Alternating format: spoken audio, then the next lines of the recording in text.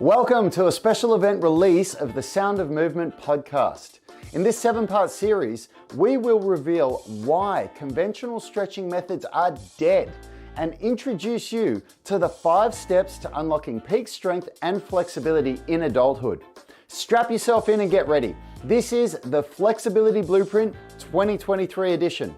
Before we get started, as with all our blueprints, the 2023 edition is available to everyone for free, because my brother Yanni and I want to democratize health and fitness education to empower everyone to unleash their inner athlete by achieving the highest levels of health and athletic performance possible.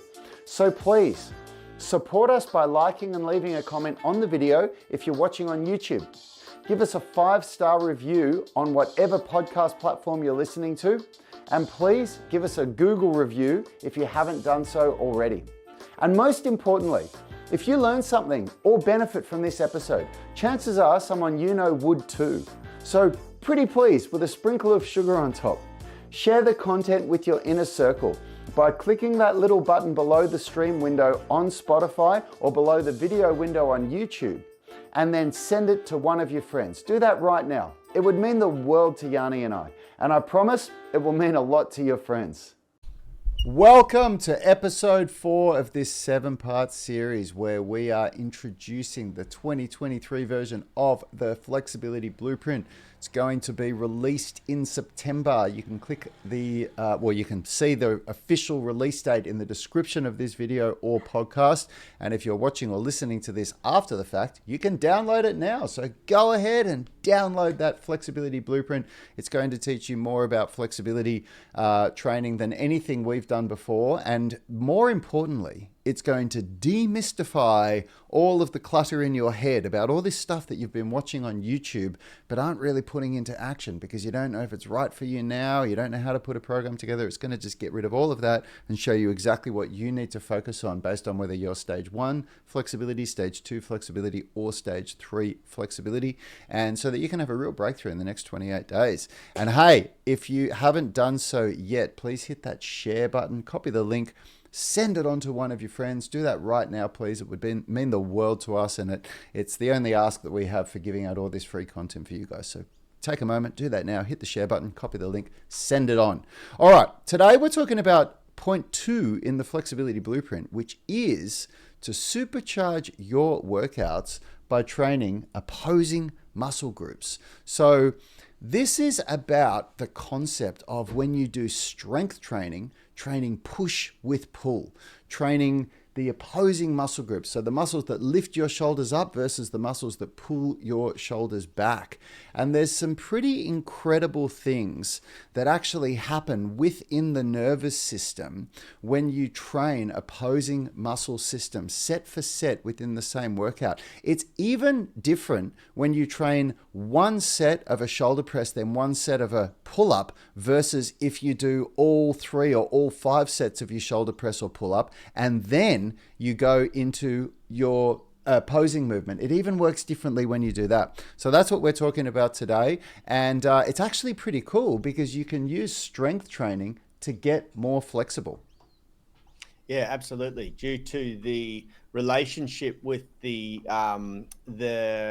neural spindle reflex, the way that the nervous system is communicating with the muscle, between the brain and muscle connection, you can not only improve the strength adaptation within a workout, you can radically increase the flexibility adaptation within a workout. And this ties into, the lesson 1, which is episode 3 of this series, a little bit, where we're doing those opposing contractions and then followed by a loaded stretch.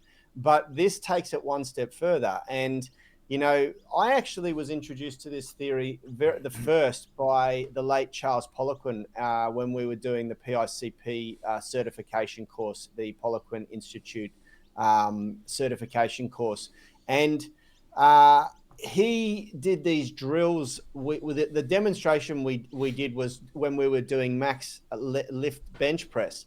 He got us on the ground to do what I now know as what we call a scapular control drill, where you lie face down and you really learn to contract the muscles, the rhomboids and the traps that that control the scapular muscles, the shoulder blades. Sorry. And what you're doing is trying as hard as you can to contract those muscles. And then you go into the bench press and you're actually stronger in the bench press. It was wild. And we did all of these 1RM tests where we tested our max bench press, both having done this and not having done it. And yeah, the results were very, very tangible and very immediate. This is the scapular control drill that Rad's doing there. And what it does is, I've said this before, and I get into debates with people that just can't seem to wrap their head around this.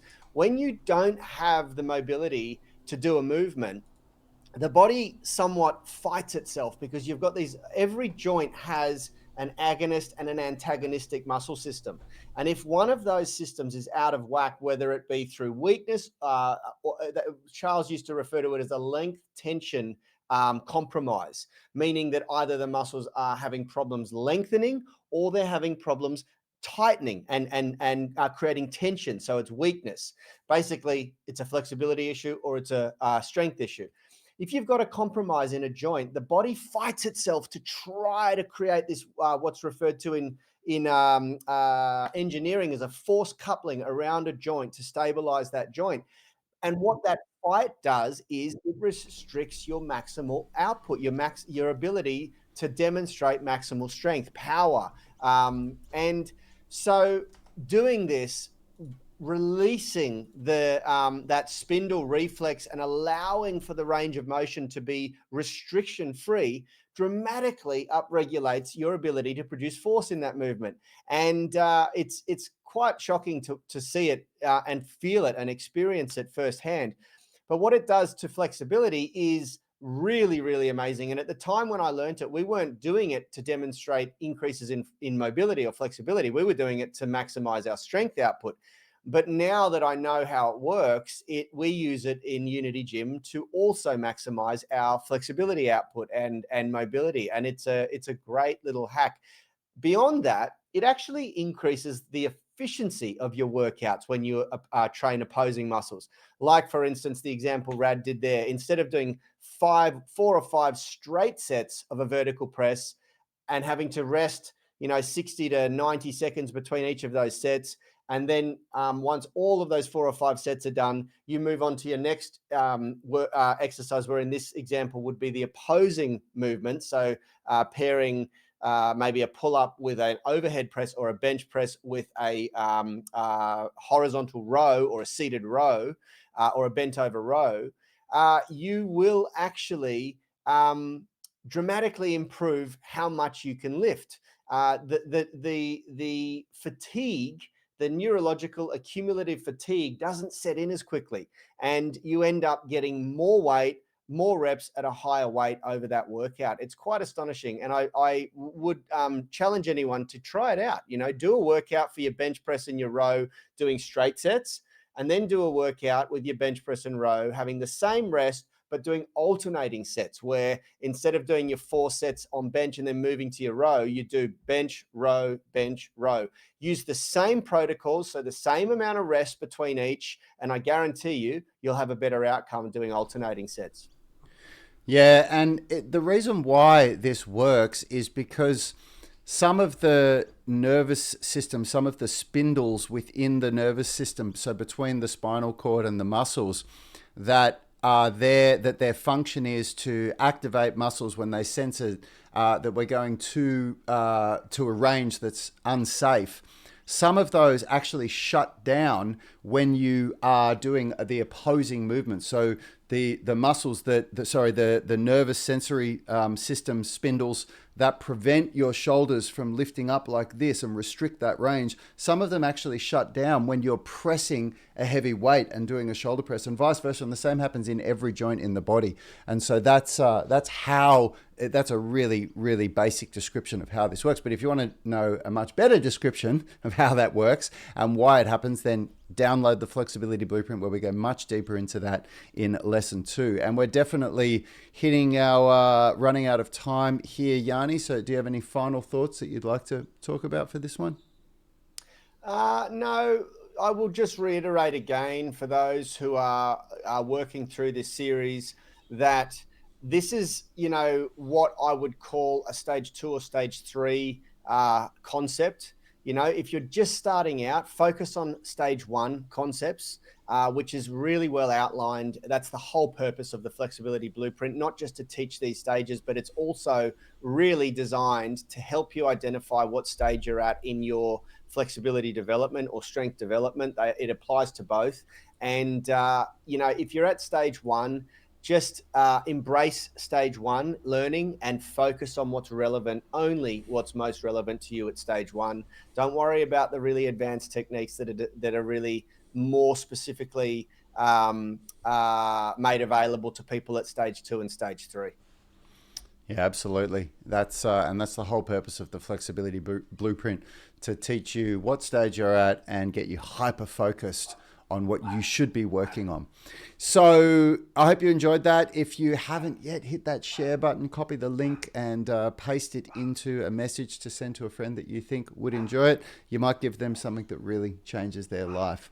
And if you haven't, hit the like button, subscribe to our channel. If you're watching on YouTube, we post daily content like this, and give us a review on Spotify or wherever you're listening to this podcast, please. It would mean the world to us. And we'll see you in our next episode.